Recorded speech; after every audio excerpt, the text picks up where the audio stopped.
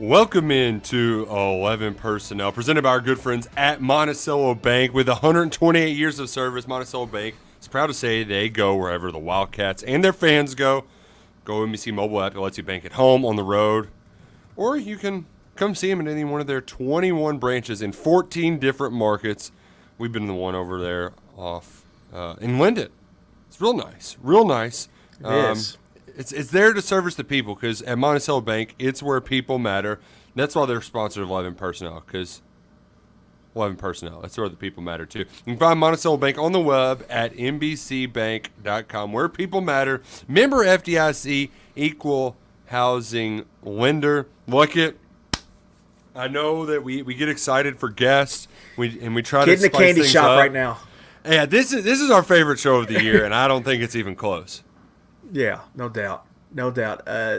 Nick, I've been looking at these since May, so this is 3 months worth of research and work here. I've been doing this the 4th year. In last couple of years, my picks haven't gone too well, but I always point back to this. 24-6 the last 3 years, year 4. Now, the catch with this is some of these odds get cooked up here at this time of year. Mm-hmm. So you got some plus 160, some plus 170s out there, or minus 160, minus 170. So that stinks. But I've even got some plus 1 plus play for the good folks today. So nice. Finding those, you got to lay a little juice here sometimes for some of these, but this is usually our wheelhouse. We usually do pretty well with this, so I'm excited to dig in and get our hands dirty a little bit. I'm just really excited that for this college football win totals podcast, I did the thing too, Luckett, where I did a lot of research and I took a lot of notes, and then I had some cold beers, and then you asked me what my picks were, and I just started firing. And there's a lot to like about the board. There's a lot on the board. We'll explain our reasoning and rationale, but before we get to all of our picks for college football win total bets across the college landscape this year, first and foremost, we got to talk about the latest from the world of Kentucky football. Camp, things are laying a little low right now, Luckett. When I was at practice on Tuesday for the post-practice interviews, everybody was just laying down on the grass while they were finishing Cohen, while Cohen was finished up talking. They're just dead right now. There's a lot of people that they're just gassed. I mean, this is the grind of camp. So we're in grind mode. We haven't got a lot from camp. We heard about some minor injuries. Somebody was at practice, told me that Kenneth Horsey went down, and I was like, oh no, can't lose him. And then I talked to a couple people, and one of the people was like, man, these old guys, they don't want to go through training camp. So I'm not I'm not very worried about the Wildcats right now. They've got their second scrimmage on Saturday, where you'd like to see a couple more touchdowns, as Liam Cohen said. But I don't know if you got anything on camp, Luckett, because it's a grind right now. We're grinding through it. We're sharing everything we're getting on Kentucky Sports Radio and the Practice Sports A and at KS board. But right now, it's I don't want to say he's reached a stalemate, but it certainly kind of feels that way. Yeah, you're almost just get out of here without big injury. Just get out of here healthy and start the season. I think starting-wise, they kind of know who the starters were. And I thought what they said on Tuesday, Nick, when you were there, practice field, just the pass protection aspect, that's like the number one thing they're looking for. And to me, they're just telling you, I think, that Cortland Ford's going to be the starter. Because what he brings is more pass protection. It's not just the more power and physicality part of the game. It's kind of where he struggles at least from what I've seen of him. And you even heard Zach Gensler talk about just anchoring and holding the point and doing what he needs to do to play strength and yada, yada, yada. So I even think that one, I wouldn't be surprised if we hear Saturday, Sunday, Cortland Ford's kind of sees the right tackle job. At least that's where I think it's headed. And then on the other side, Maxwell Hairston's kind of going to be the starting cornerback. I mean, I'd be pretty surprised at this point. People keep bringing him up as a guy that's played well in this camp. So, and the only question to me is to J.Q. Hardaway or Jordan Robinson when they want to slide Drew Phillips inside the nickel. Other than that, we want to learn about the specialists, but there's only so much we can know. We know Alex Rayner is going to be the kicker, which shouldn't be a surprise. We've talked about that since they added him. He's going to be the starting place kicker. But how everything else shakes out, punter, kickoff specialist, I think it'll be poor, but I'm not sure. And I think Barry Brown kickoff return. I think Tavian Robinson punt return. But punter and kickoff specialist is to be determined. But I think they have their kicker. Snapper, we'll see. Hopefully we don't get to know the snappers' names this year. I think Mark Stoops would prefer it that way. And that's just kind of where we're at. But I think Kentucky knows what they have with their team. And I think I get the sense, at least, that they've taken it somewhat easy this camp.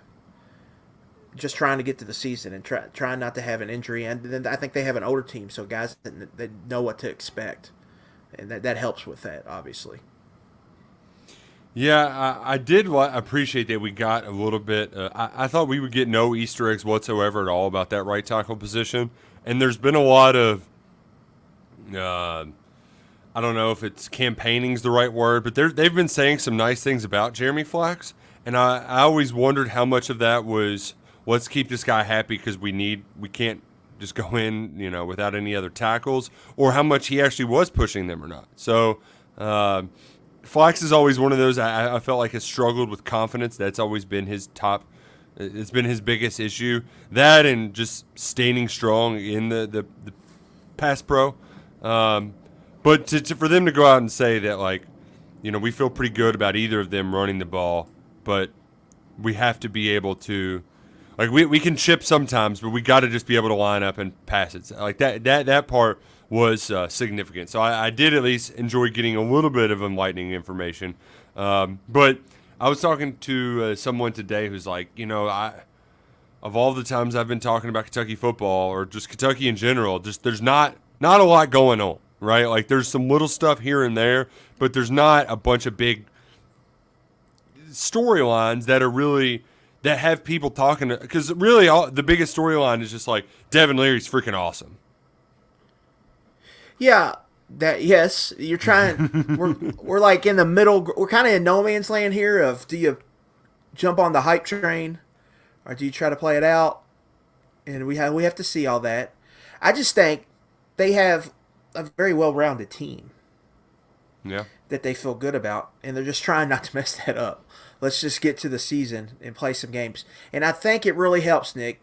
I'm not going to talk bad about Ball State, EKU.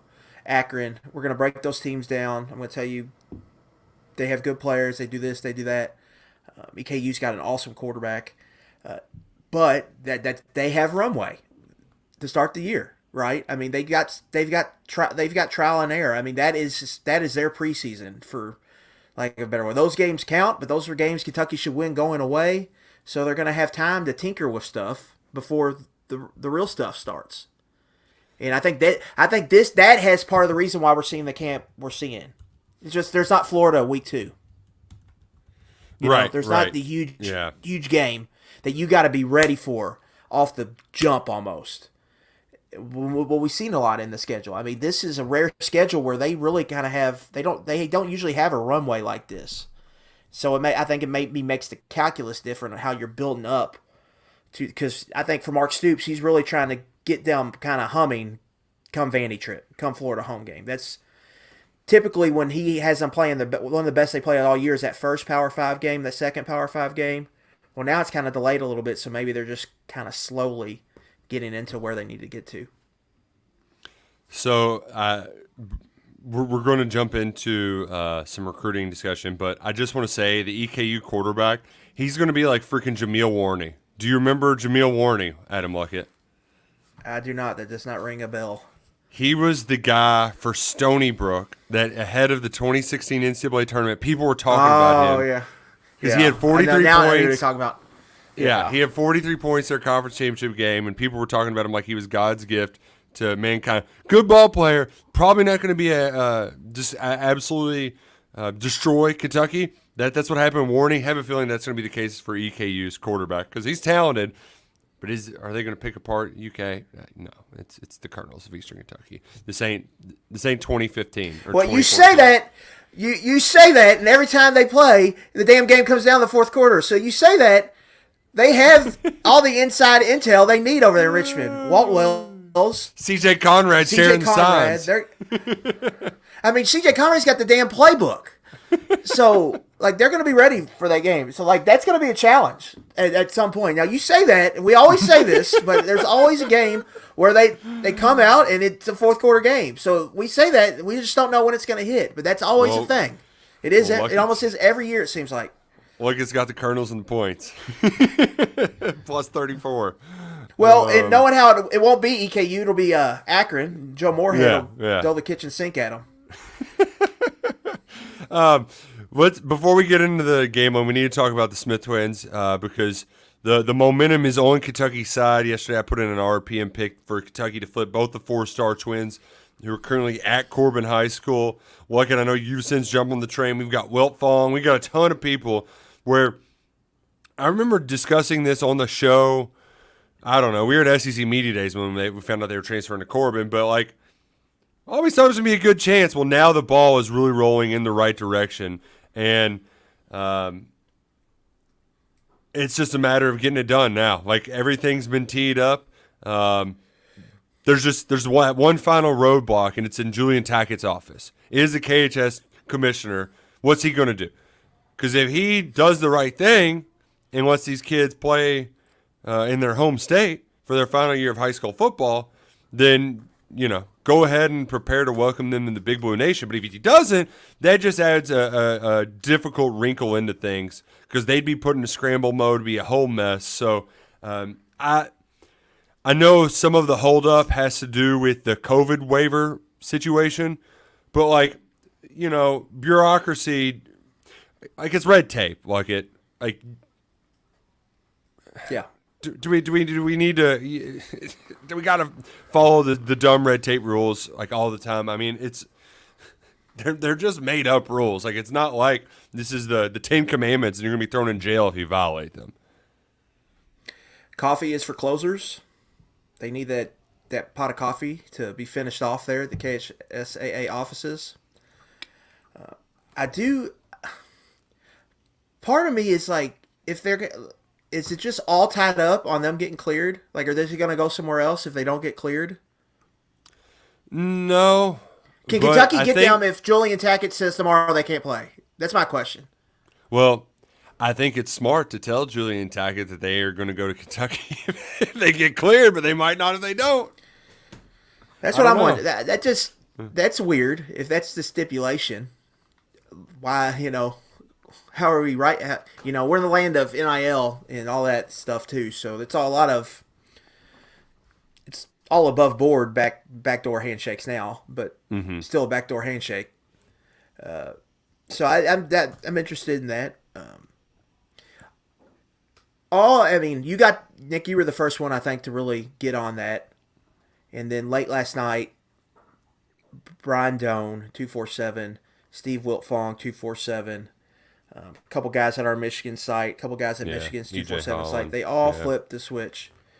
But typically when Wiltfong does this, which he has a long track record, it happens. It's like a day, 2 days, 3 days before it happens. Yeah. So as we talked about on KS Board last night, join now. You can join for $10 right now and get you all the way through the end of the month. I think this is going to happen soon, but it needs to happen. It's got to be finished. From what we're hearing, Kentucky feels good about it. They like their spot, but now they got to close. You got to close it down and wrap it up. And so that's where we're at right now. The runners on third, you got to knock them in. Yeah. Well, and as Zach Renfro asked on the chat, he's like, "How does it affect their chance with Brian Robinson?" That's one that felt like it was teed up for a good long while. And they didn't have that coffee for closing, right? So, while you've got all this momentum, you need to capture it while you can. And you know what? I got a hunch Brian Robinson's recruitment's going to go down to the nitty-gritty. Really? So even if he commits somewhere. You don't say. I do want to say this, though. All right, can we get Brian Robinson to commit by, picking which waffles he's going to eat or something like that? I need breakfast food to be involved. His dad cooks the mascot. Puts the logo and the pancakes. Couple things. To answer Zach's question, one, no, they're two different positions. Jacob Smith is I think he's a stand-up Sam linebacker similar to Jordan Wright, where I think Brian Robinson is kind of a Josh Paschal type situation where they're going to start him at Jack, but he may get too big and they'll slide him inside to kind of be a 3-4 defensive end. I think he falls in that category. So 2 different positions you're talking about here. So I don't think it has a big impact in regards to that, in my opinion. Second thing, I know fans are getting frustrated, but a lot of people in this group are the same ones that complain about Kentucky not having enough star power in this class. Yeah, and if you want to play this game, you got to play the game. You got to do this dance. Like, there's no getting around it. This is what you have to do. If you want to swim in these waters, you have to play these games.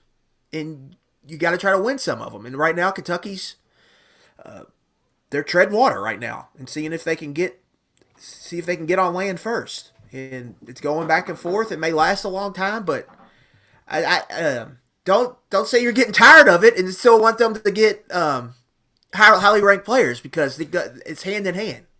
I mean, just look at what Oklahoma fans were dealing with this Missouri kid who they think they got him. Missouri passes a new law where they can pay their players in high school. Like, you know, such is life when you're dealing with high-profile recruits. So there's a lot on the table right now, but now we need to throw some dough on the table. And if you need more dough in your pocket, we got to wait for you to do that. Just download the Game Time app right now. Do it. Search through. Find some events in your area. They got plenty coming up. I know the summer concert series is happening now. If you're looking for Kentucky football tickets, Kentucky basketball tickets, whatever it might be, stand-up comedy, you name it, Game Time app is the place to go. And when you use promo code KSR, you're going to get $20 off your first purchase, $20 off. You're going to save by using the Game Time app. What's great about the Game Time app, you can see the view of the stage, of the field, from the seat before you buy. So you know what you're going to expect when you get there. You don't have to just figure out, well, what's Section 226. I don't know what that means. If you want to find a cheap way to get into one of these preseason games, maybe you're going to go watch Will Levis play for the Titans or the Cincinnati Bengals, the Game Time app is the way to do it. You can buy tickets in a matter of seconds, 2 taps, and you're set. They're sent directly to your phone, so you never have to dig through your email. It's easy peasy, lemon squeezy. The Game Time app, promo code KSR at checkout. You're going to get $24 off. GameTime.co on your desktop. It's the best app for tickets in the entire world. Download it today. Luckett, it's time to make some more money. Yes. The Win Total Show has commenced. And Luckett, before we start sharing picks, I'm going to steal a bit from our friend Stanford Stephen the Bear, RIP, to that wonderful podcast that was a part of our weekly ritual. But I loved when they would ask each other, would you rathers? So I've got a couple for you. All right. First things first. 9.5. That's the number for the college football win total, which I guess I need to explain. If you've never bet college football futures before, win totals, it's regular season. So if you've got a win total of 9 and you go 9-3, it's a push. You get your money back. If you win 10 and you bet the over, you get your money. But if they win 8 and you bet the over, you lose. It's fairly simple. That's what makes it fun. It's a math game, and that's why we love it. So in this instance, 9.5 is the number for Washington and Oregon. They both have a pretty similar schedule where they got USC, they play each other, they got Oregon State and Utah down the stretch. It's like 4 of their last 5 games. It's about the similar schedule. So, who are you leaning into? Bo Nix and Dan Lanning and the Oregon Ducks, or are you hopping on the Michael Penix, Kalen DeBoer train? For me, I'm rolling with Oregon. I just think they have a better roster. Michael Penix has a long list of injury issues, and he was fully healthy last year. Can he do that 2 years in a row? And Washington, I think, is more likely to regress to the mean because of that. Their year came out of nowhere, where Oregon has more of a track record of having a year like they had last year. So I would take the Ducks. I think Oregon's the second best team in the Pac-12. I think it'll be Oregon and USC in the Pac-12 title game. So for me, I'm taking the Quack Attack there. Louisville native Will Stein is actually their offensive coordinator now. Calling plays. He's got high bar to reach there. Right. But they have talent. I mean, they've got talent all over that roster. Still, I think the thing with Oregon last year, their defense was pretty bad. It has to be improved. They hit the transfer. Got Jordan Birch, defensive end from South Carolina. Got Kyrie Jackson, a cornerback transfer from Alabama that Kentucky was in on. So I think they added another safety transfer, I believe, from Ole Miss that's going to start for them. So Oregon, for me, I think they're the team that's, if anybody unseats USC, I think it's going to be them, and I fully expect them to make the Pac-12 title game this year. Michael Penix he's the most stereotypical dark horse Heisman candidate preseason that people talk about and then just doesn't do anything, right? I mean, you fall for the flashy numbers. Devin Leary last year? yeah, or like Jake Haener, that's sort of like Sam Hartman. Yeah. So I can totally see that. I appreciate your insight there. I'm going to throw out the juice for this other win total because I do think the books are pretty good on the SEC. Like I feel like a lot of their numbers are solid, but I've got some strong takes on one, so I'm going to include a couple in my picks. But Tennessee is at 9.5, and so is LSU. I feel like both teams are very comparable in their divisions where it's like they aren't really the class of the East or the West, but they both kind of played above their heads. So who's more likely to do the regression? Which, by the way, the Tennessee juice is wild on that. It's like plus 150 on one side and minus 170 on the other. It's crazy juice on that Tennessee one. Yeah, I think you look at Tennessee, they play Alabama and Georgia. They lose both those games. It's 2 losses. Just need 2 more after that. They just had like a historic season. I mean, the year they had last year's a top 10, I would assume, season in Tennessee football history. I mean, you beat Florida, you beat Alabama, you beat Clemson. You go to 11-2. I would guess them. One, like Joe Milton's a big wild card. Yeah, huge wild card. I had kind of an issue with people putting him in all those top 100. It's like the popular thing right now. We had a couple of them, and they all had Joe Milton like 53. I don't know how, as ranking college football players, you can do that.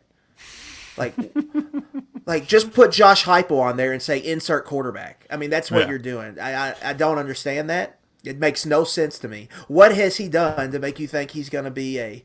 I mean, you're basically saying, well, he made that one throw to the end zone against Clemson, so I think he's going to hit this year. So that and then LSU. I mean, they've got Jaden Daniels returning at quarterback. I would say I like their defense more. And LSU, if you go to just who they draw Missouri. They do open. They draw Missouri and Florida State, out of the East. That opener. Yeah, I think they're going to win that game. Yeah, but I think neutral? I think they'll win that game. It's in Orlando. Okay. Yeah. You look like a PRP bookie in 1999. Well, you don't know what I was doing in 1999. You probably asking if you could get odds on one of the Metro Conference football games down at the fairgrounds. All I need is a cigarette behind my ear. Let's move off the would you rathers and get into the meat and potatoes. With Luckett's first pick of the day, you're looking at the Virginia Tech Hokies, the Brent Pry era, year 2. What's it going to be, Mr. Adam Luckett? Yeah, I like Virginia Tech over 5 here, minus 120 on this, Nick. For Virginia Tech, I love jumping on underachieving first-year defensive coaches in their second year. Brent Pry, they were bad last year, went 3-8. Didn't get to play Virginia at the end, but I think he learned a lot. Like he tried to do the play calling last year. It didn't work, so he gave that up. They went out and addressed needs in the portal. They got 2 really good receivers that are going to help right away. And then you look at their schedule. First off, there's 2 teams in the ACC, and they avoid them. That Clemson and Florida State do not show up on that schedule. You look at their non-con, they get Purdue at home. Purdue's due for, I think, some regression. Ron Walters, a first-year defensive coach. That's when you I think you should fade defensive head coaches. And then at Rutgers is a game they should win. At Marshall's a game they should win. You get Wake Forest, Syracuse, NC State all at home. Are those going to be games that they're going to expect to win there in Blacksburg? I just think they're due for a bounce back season, and I could see them getting to potentially being a surprise ACC team. Like you look up and Virginia Tech went 8-4. Oh wow, kind of like Duke a year ago. Yeah, right, exactly. Yeah. They have to figure out quarterback. Grant Wells, Marshall transfer was not great. They do get Florida State, but they avoid Clemson, so you get one of the two. But the road games, I mean, look at the road games. Boston College and Virginia are winnable road games. At Rutgers is a winnable road game. At Marshall is a winnable road game. So if you take care of home field and you don't drop a bunch of games at home, they should be able to get to 7-5, I think. And you only need 6 to get to the window. 5, you get a push. So I really like Virginia Tech. I think you're going to see a bounce back year from Pry here in Blacksburg. That's a weird schedule, though, having 2 Big Ten teams and they're Rutgers and Purdue. It's a very odd schedule. I do think, in general, the ACC is a good league to look at where it's just, if you check the power rankings, the new SP Plus, the final version of the preseason rankings came out, and it's just a big pile of poop there in that league. Yeah. Like it's like there's 2 teams in the top 25, or maybe even the top 15 with Clemson and Florida State, and then it's just all in the 50s and 60s. I mean, well, you're going to notice a trend in my picks because we're going to be in that Atlantic coast a lot. Yeah. But yeah, I mean, I think it's a good league you can find value on because the teams in the middle tier are so close together, and if you look at the schedules and how they shake out, and you find some good trends, I think they can play out. Where the SEC is almost, to me at least, and the Big Ten's like this too, where it's almost like NFL, where it's just it seems like all of them are just that seems right. Which is where why I think ACC has some more volatility, so you can pick. I think you can have a better chance to pick some value out of that. Louisville was very popular early on because of their schedule, but I wouldn't touch that with a 10-foot pole. I mean, the total got up. I mean, it was 8.5. That's high, man. That's for a really team that high. they play 11 Power 5 opponents. And you can say what you want about Indiana and who else do they play in? They got early. Well, that's an ACC game. Who else do they play? Indiana, Notre Dame, and someone else. But either way, Indiana, Notre Dame, Kentucky. Yeah. So that's 11 plus the 8 conference games. Yeah, that's just a lot. But Virginia Tech, I think that's going to be a sneaky team to watch this year. I wouldn't be surprised if you look up and they're like 7-2 or something in November. Well, Drew Franklin wants to smoke a cigarette, and down in the western part of the state, there's a popular product there for a while was the Marlboro cigarette, and I'm going to hit a heater. I'm going to rip a heater here. Western Kentucky, the win total is set at 8.5 for the tops, and let's freaking hammer that over. The Conference USA, it might as well be Conference WKU. It is getting a little bit of a wrinkle this year. They're adding Liberty into the fold. I know Hugh Freeze ain't walking through that door, but Liberty has been a solid program as an independent. But you exercise when you're doing this. You count your wins, you count your losses, you count your toss-ups. So, all right, at Ohio State, they ain't winning that game. But your toughest games, your non-conference at Troy, I can count that. If you count that as a loss, you count Ohio State as a loss. And, I mean, even like USF or Liberty, let's say they even lose to Liberty, you could still lose those 3 games and get home with your over bet. Middle Tennessee is a rivalry. Yes, I know. Houston Baptist, there's probably I don't know if HCU is still Houston Baptist or not. There's probably some bad blood there. But, like, I mean, they should beat USF at home. Like, those are all very winnable games. You've got your quarterback back. You've got Malachi Corley back. Look it. I don't see why they shouldn't be scoring 40 points a game and winning 9 games. That feels like the floor for this team. Yeah, the tricky part with this, I would say, is the non-con. Ohio State's a loss. Yeah. And then USF Troy. Say you split those, you beat the FCS team. That's 2-2. Then you're having to thread that 7-1, 8-0 needle in conference play to get to the window. And they're arguably the best team there, so that shouldn't be too hard of an issue. But you know how the stuff goes sometimes in college football. It's a weird league. They're playing on Tuesday nights, Wednesday nights in October this year. CUSA is. We've got Caction, Cusaction, CUSA action. But you got some coaches CUS though. action. I think in that league, Nick. Rich Rodriguez is the head coach of Jacksonville State.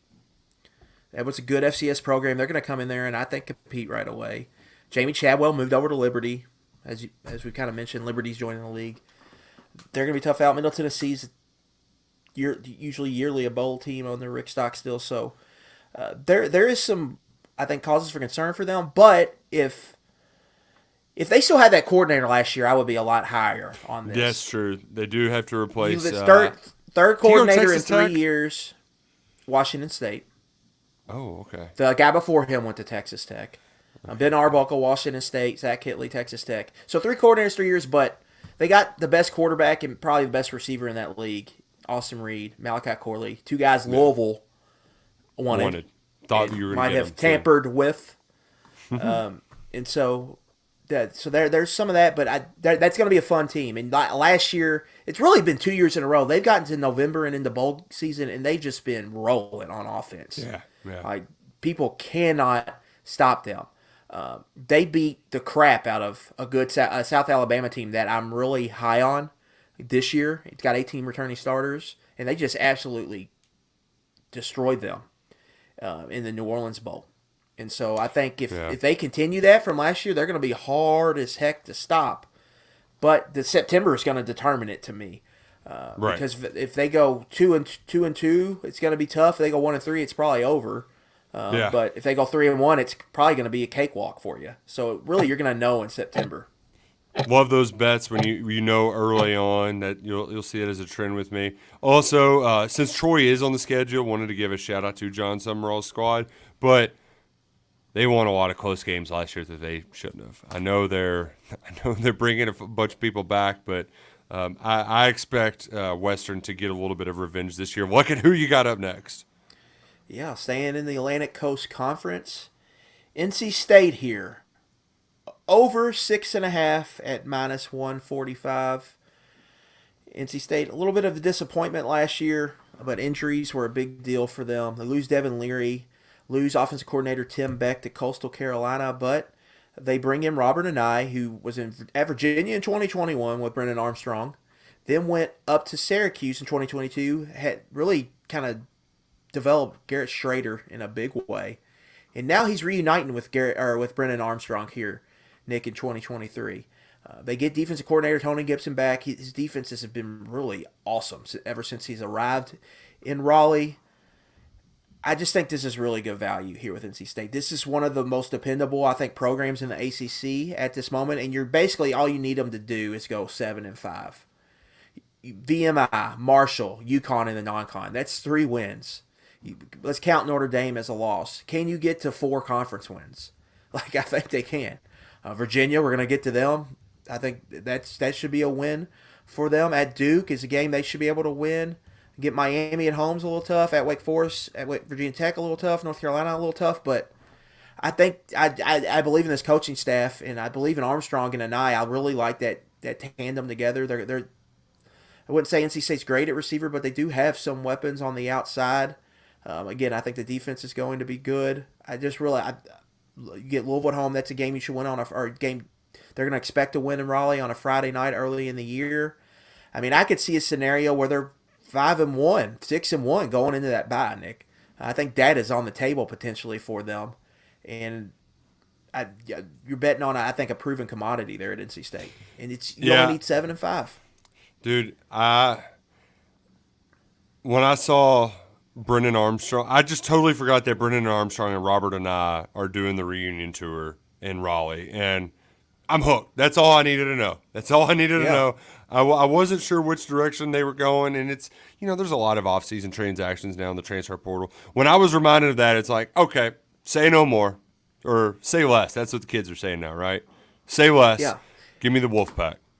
And Dave Dorn's had 2 seasons at NC State where he's won less than 7 games. He's been there as long as Mark Stoops, so this is year 11. Mm-hmm. he had like a year zero situation. They went 3-9. And then Devin Leary's redshirt freshman year, they had a bunch of injuries, and the bottom just fell out, and I believe they went 4-8. Every other year they've hit that 7-win mark, and they've had years where they've climbed as high as 9-3. Like, this is a 7-5, 9-3 operation with Dave Doran there running the show. I like both coordinators. I think he's got good coordinators. I like the quarterback. We've seen the quarterback succeed in this league with the play caller. In the schedule, there's a bunch of winnable games on there. I mean, outside of Clemson and maybe, you get Notre Dame at home, I wouldn't even say that's unwinnable. Maybe Clemson. All of those games are winnable, and I trust this coaching staff to find a way to get to 7-5, 8-4. I think we'll look up, and that's where they'll be at the end. Oh man, wonder how folks feel about Kentucky. Devin Leary, former NC State quarterback. Maybe we'll touch on that later. That number, you can find that. You can shop around for that number, which is something I do need to mention. Yeah, if you were going to play that, you could have got 6.5 back in May. Now it's gone up to 7. Now there's less value. I think at the 6.5 over was really the time to jump on Kentucky. But shop around. See what your best number is, your best juice, because it varies from place to place.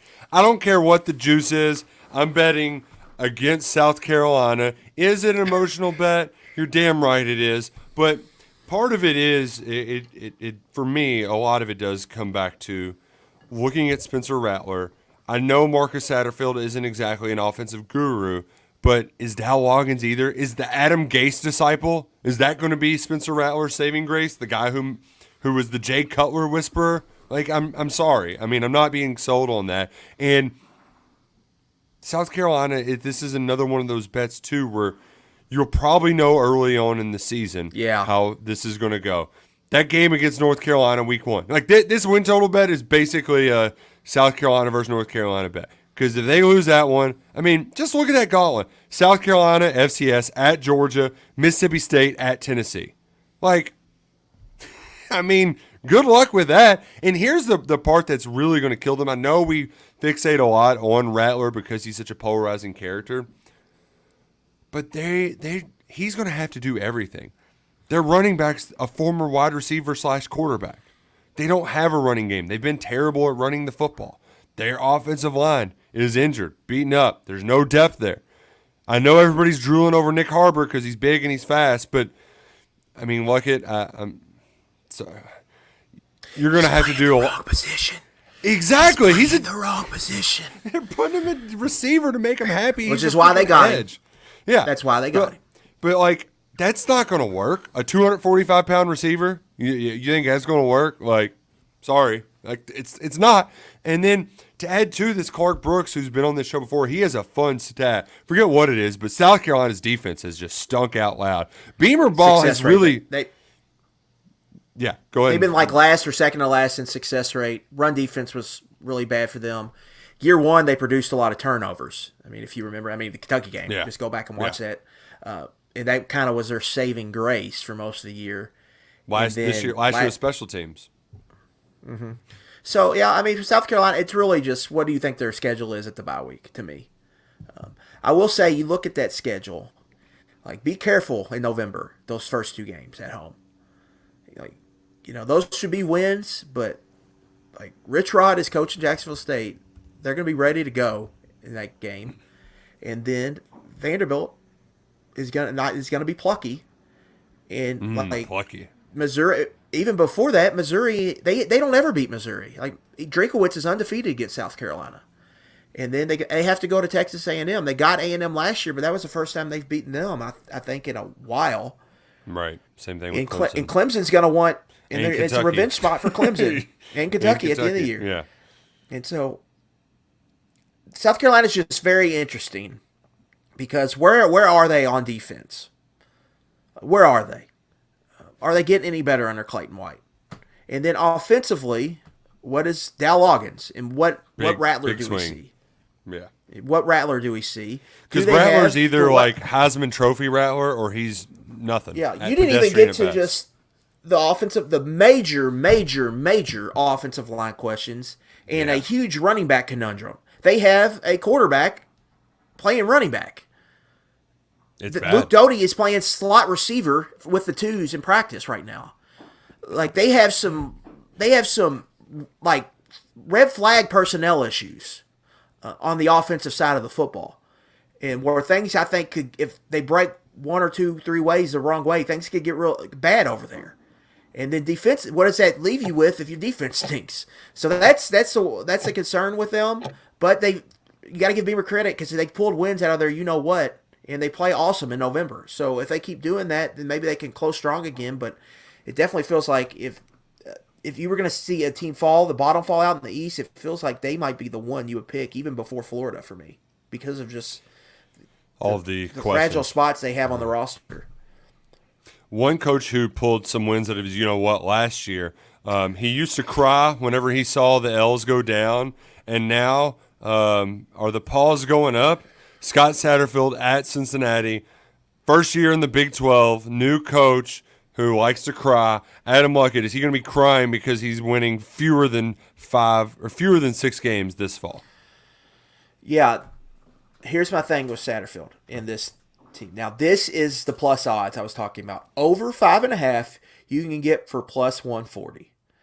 That's Vegas begging you to play the over, but I think it's the right play here. A few things here. Ooh. They have legit players in the front seven. Dante Corleone, Juwan Briggs, Deshaun Pace. Now, they all made Bruce Feldman's Freaks list, and we had a good kick out of it in the office. But they can play. And Brian Brown showed us last year what he can do with players in the front seven that can play. Finally had some draft picks, and they unleashed the blitz packages, and they just got after people.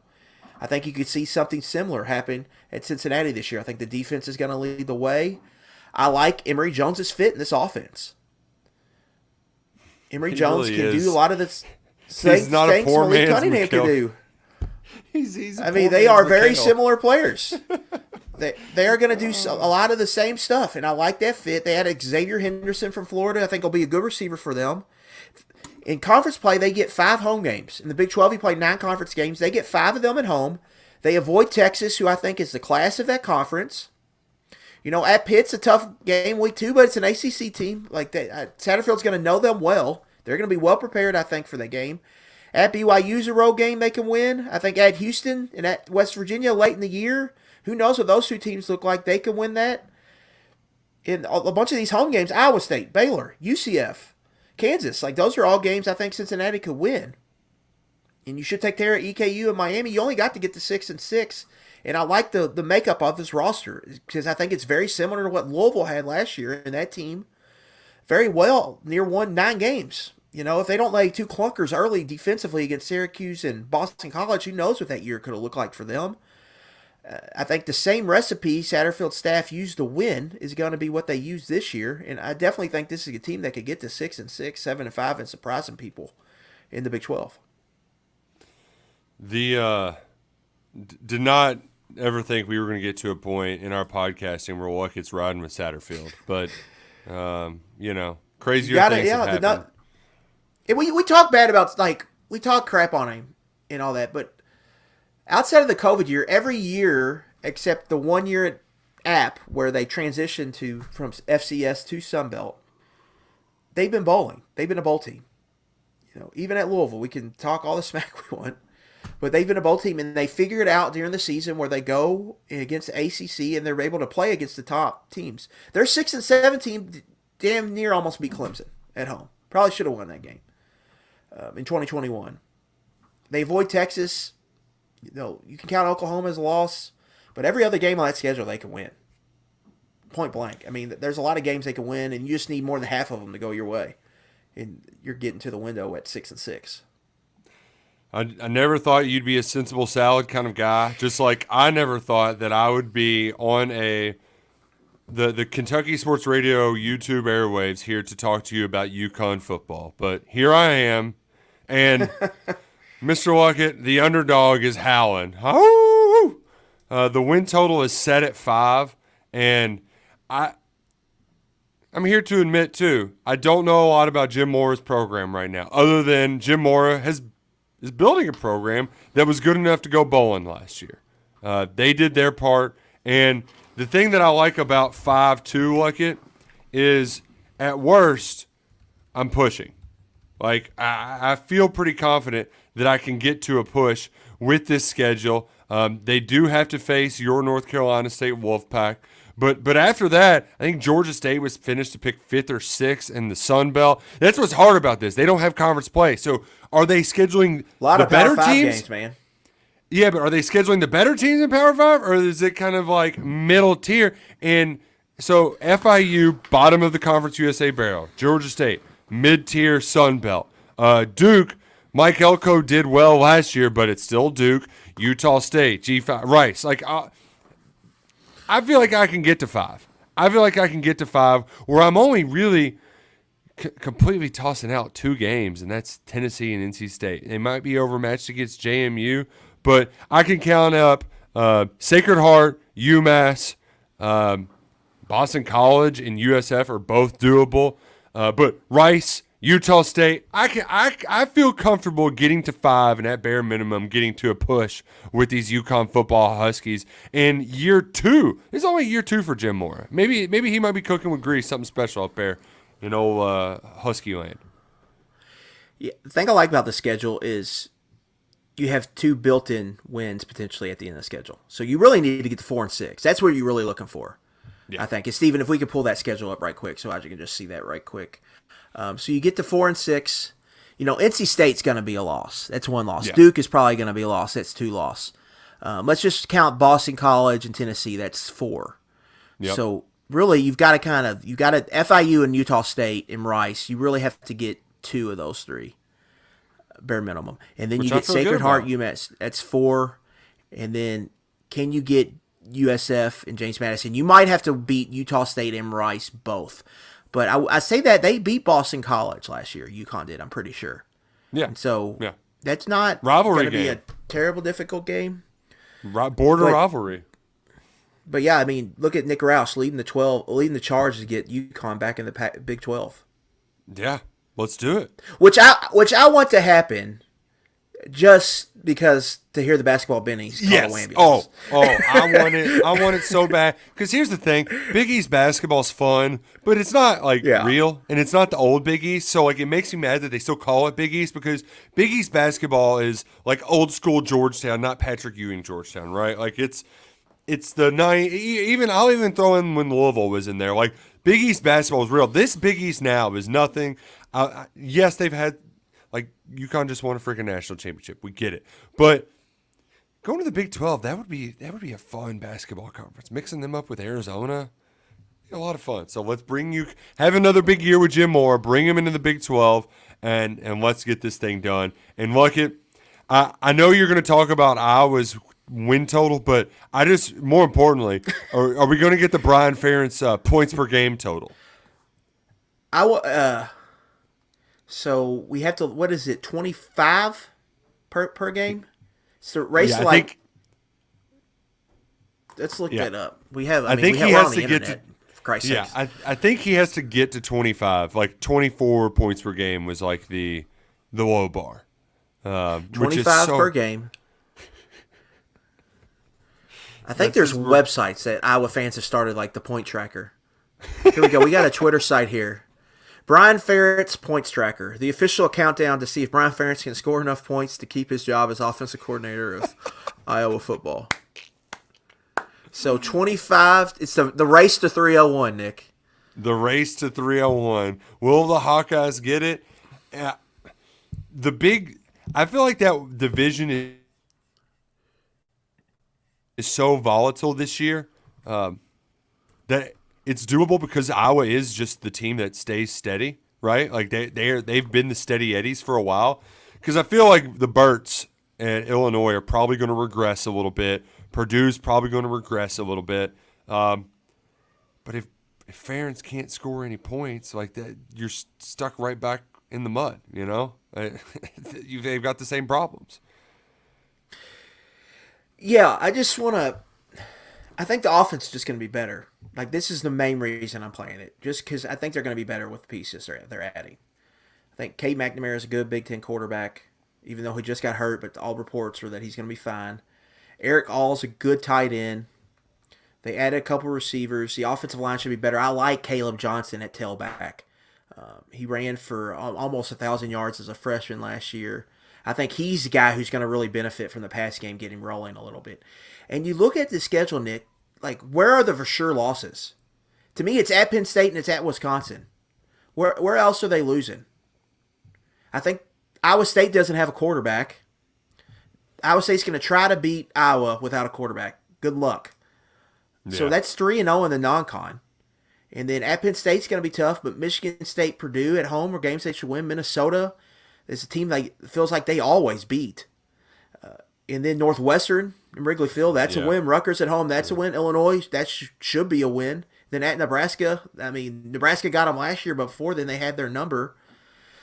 This kind of gotten potential 10-2 written all over it, and I feel safe predicting 9-3 here with this Iowa team. And you don't have a half either. You can get a push if they do fall back and slip up and go down to 8-4. It's minus 145, so you got to lay a little bit here, but I just think 9-3 is really, really achievable. It feels almost more possible to me than 8-4, just because I think they've got a nice schedule there. They avoid Ohio State, they avoid Michigan out of the East. You got to go to Penn State. That's tough, but you got a nice non-conference schedule, and I like how it ends there, man. They got a nice run there after the bye week. Like they could run all 4, 5, 6 wins in a row. Man, this is. I think we're ditching Purdue to become a part-time Iowa podcast. That's kind of the way this thing's been trending the last few years. Might just have to see them in the Outback Bowl. Wouldn't that be something if they did that for a third year in a row? Wouldn't that be something? Oh. I don't think the Orange Bowl is in the rotation. What if Kentucky goes 10-2, Iowa goes 11-2, and gosh, we're dancing in Miami? Oh, man, I'm just going to drink in the press box that game. No, we need Outback Bowl. Who's your dream opponent if Kentucky goes there? Big Ten team. I would think it would be a lot of fun to watch a shootout. 9-3, Ryan Day, answer the Jim Harbaugh questions all week at the bowl game. It would either be that is the dream, but I also think it would be really fun if you had this shootout with Luke Fickell, Jeff Lebby versus Liam Cohen, Devin Leary. Yeah. Phil Longo is their OC, right? That would be fun. Wisconsin would be fun, right? Because that's just like built-in kind of recruiting animosity there. Yeah, you're all like revenge for 2015 finally for the fan base of Kentucky. That's a 70-point total that I'm betting the over on. Like, or hell, I might even be in the 80s. Like, just hammer it. Yeah. So that would be fun too. Also, wouldn't mind Michigan State, but they aren't going to be any good. Like, I would love to beat up Michigan State for that recruiting animosity as well. Yeah, I agree. I just don't know who the school would be. I mean, the perfect scenario would be Ohio State just kind of falls apart on tanking. Whoever their new quarterback is stinks. Bowl. Yeah. Oh man. Speaking of new guys, I'm fading the newest worst first year head coach hire I think in all of Power 5 football. Kind of like how I love the Robert and Brennan Armstrong duo. I hate the Trent Dilfer fit at UAB with the burning passion of the fire of 1,000 suns. Bill Clark built a staple there on hard-nosed football. Then they went and got this dude's Trent Dilfer's basically a preacher. That's the way he talks and he coaches. I know he won a Super Bowl as a starting quarterback, but they hired a high school coach without any experience to take a team into a new conference. And look, it took me 3 different Google searches to figure out which conference they are in now. I was like, well, they were Conference USA, and that was competitive. So I guess they went Sun Belt, right? No, they're in the American. And the American isn't exactly a barn burner, but, like, did you see what Tulane did last year to USC in that bowl game? And as Steven gets ready to pull up that schedule for us, I know that they catch Tulane on that schedule.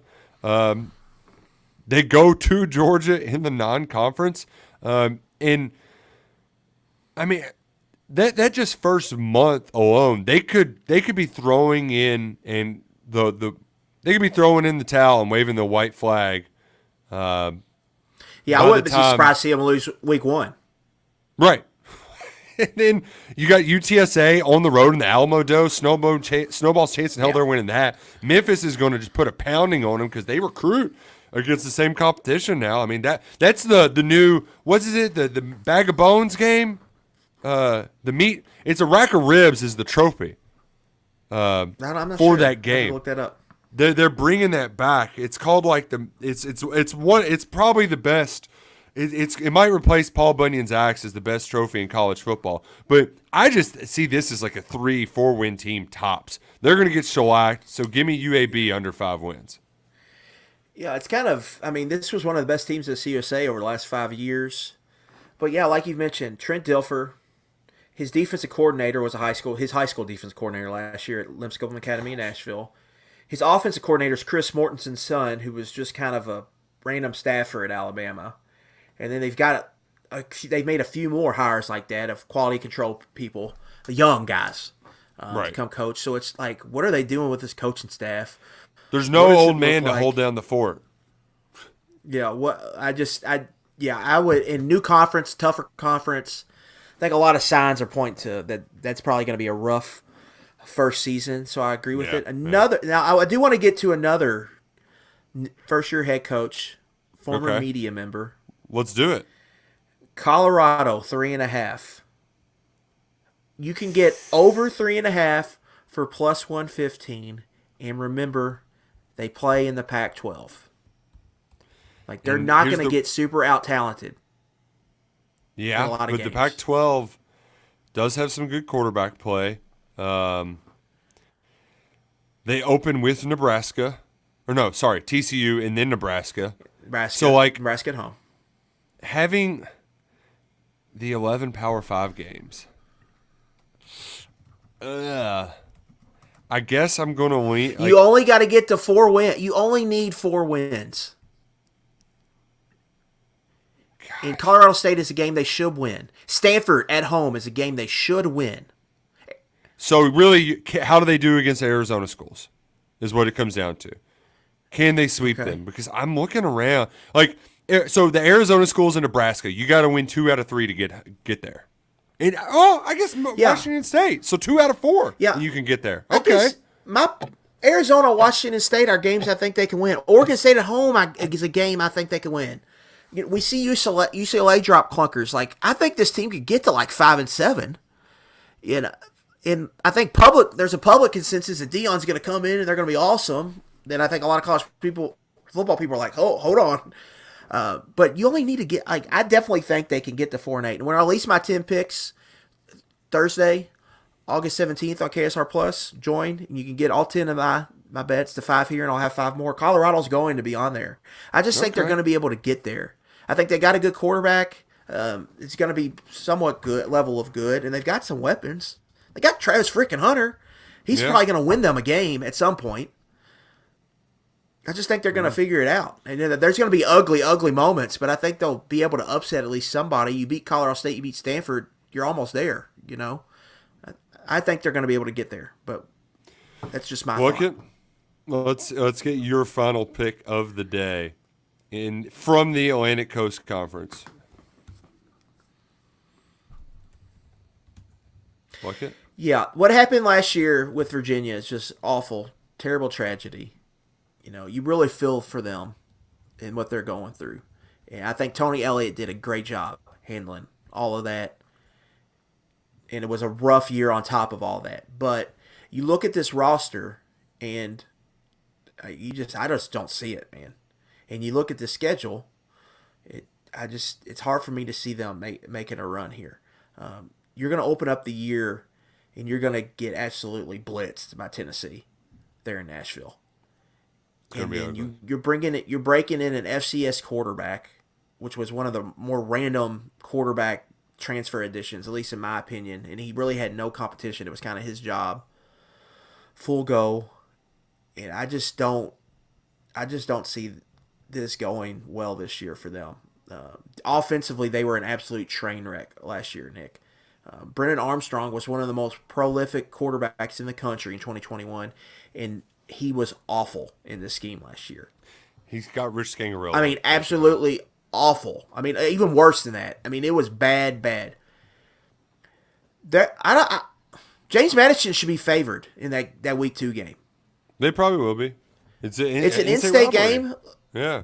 Like I think they're going to be in trouble there.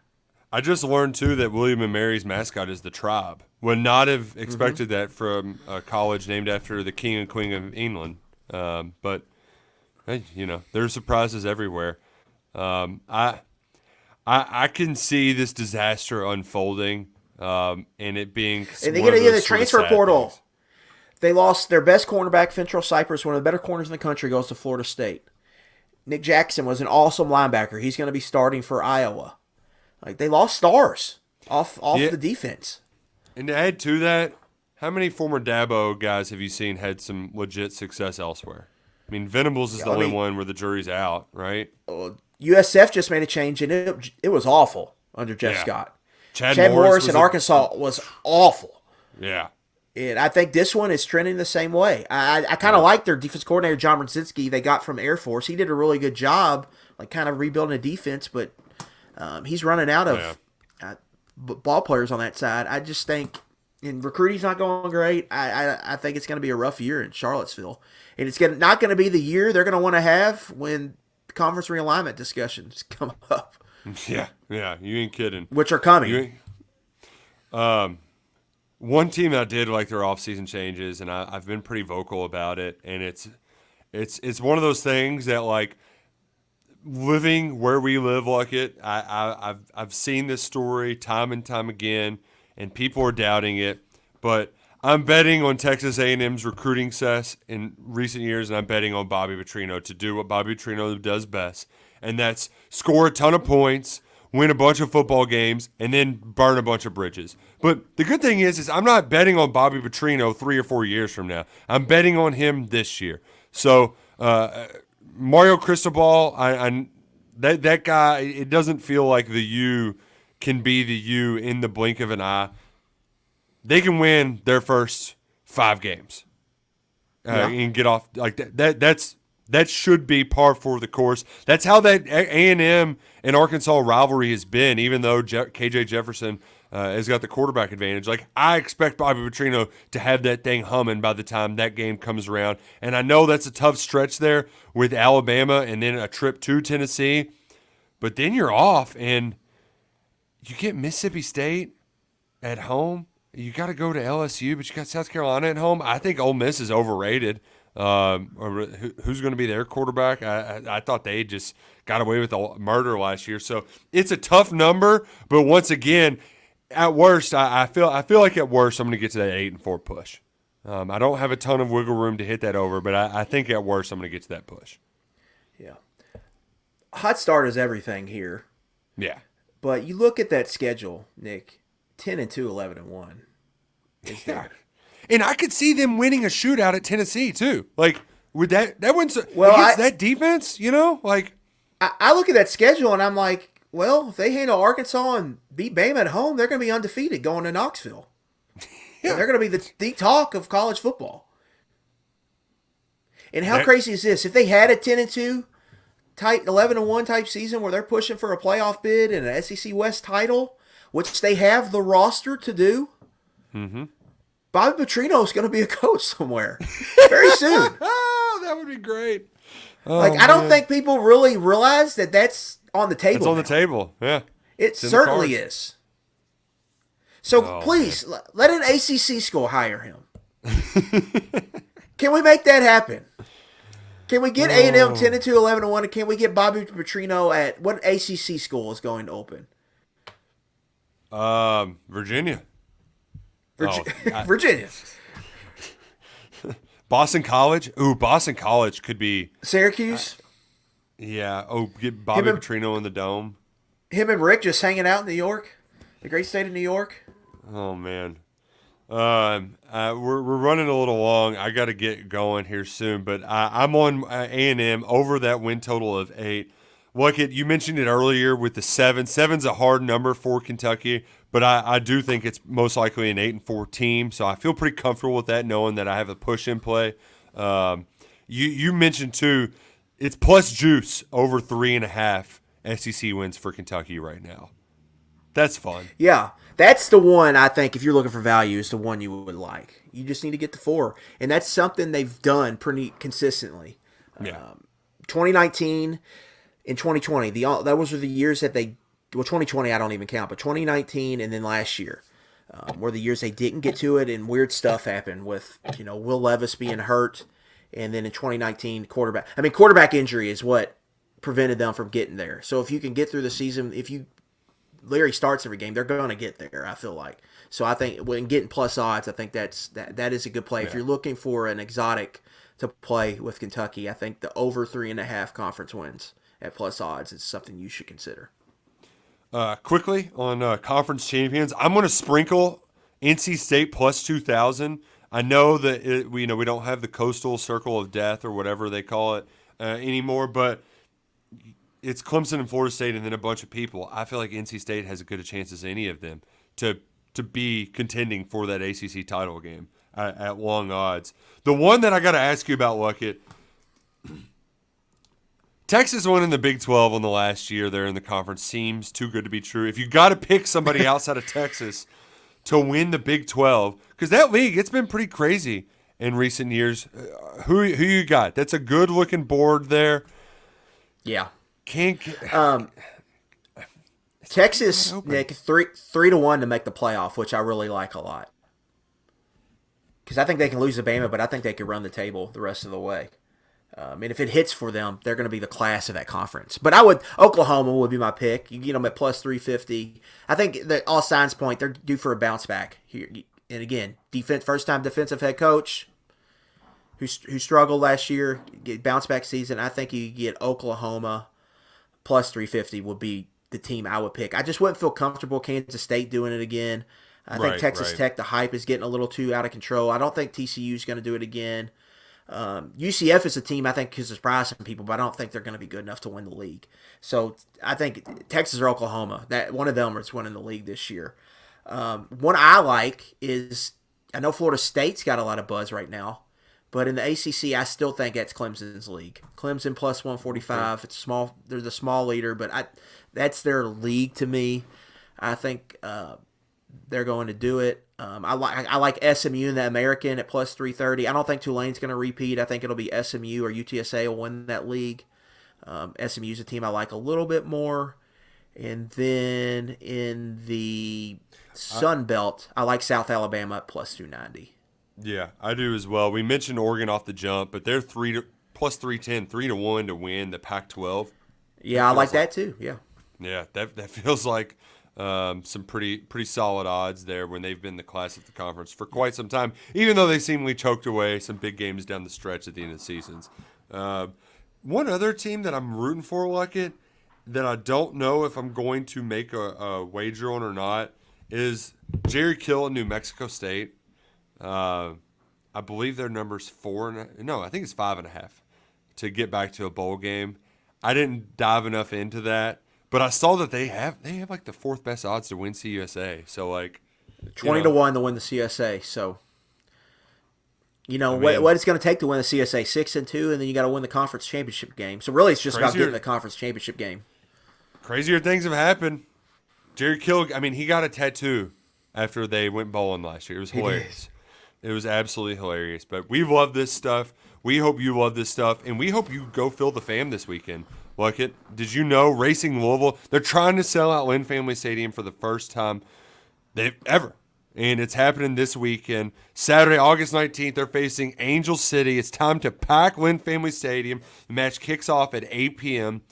Just show up early. They got $2 beers before kickoff. It's one of your last weekends before college football season. If you haven't been to Lynn Family Stadium, it's a beautiful facility right there in Butchertown.